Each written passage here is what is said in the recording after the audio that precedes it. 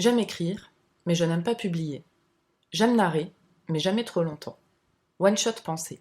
Je partage avec vous quelques-uns de mes écrits, un One Shot Pensée de quelques minutes pour vous faire part de ma pensée du jour.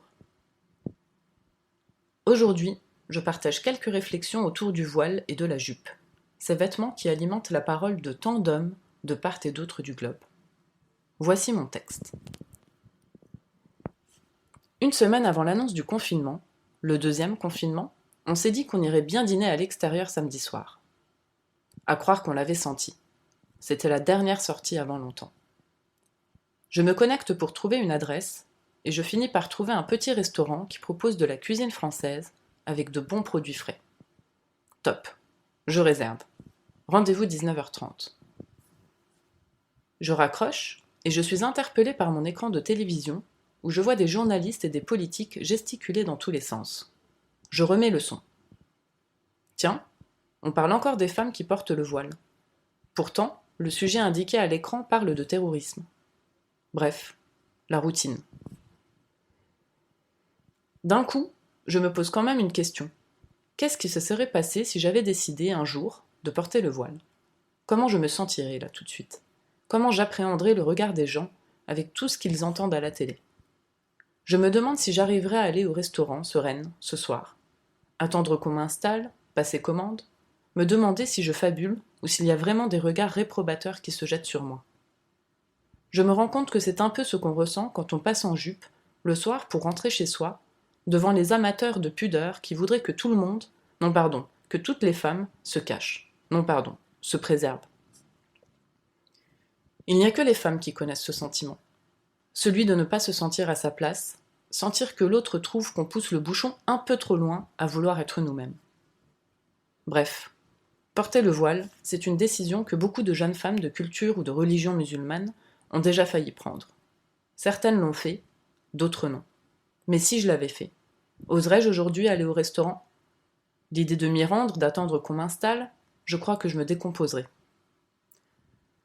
Beaucoup assument de façon décomplexée leur mépris des femmes qui portent le voile. Ce sont eux qui prennent le plus la parole aujourd'hui. Ils finissent par nous faire oublier que pour beaucoup, voile ou pas voile, c'est un non-événement. Mais aujourd'hui, ça va plus loin. On assimile, très tranquillement, le terrorisme et le voile. Le voile devient en quelque sorte le drapeau des terroristes, les ennemis, les barbares. Par voie de conséquence, une femme qui le porte montre son allégeance aux barbares. Elle montre qu'elle méprise les autres, ceux qui ne sont pas musulmans, et leur pays, celui qui les a si gentiment accueillis. De beaux raccourcis. Mais l'heure est justement aux raccourcis. Twitter, faire court sur des sujets complexes. Quelle idée! Si j'avais décidé de porter le voile plus jeune, je me rendrais évidemment compte des raccourcis sur le plan intellectuel, mais j'en vivrais aussi les conséquences, sur le plan affectif. Chaque jour, en allant faire mes courses, je me demanderai si les regards que je sens m'assassiner sont réels ou fantasmés.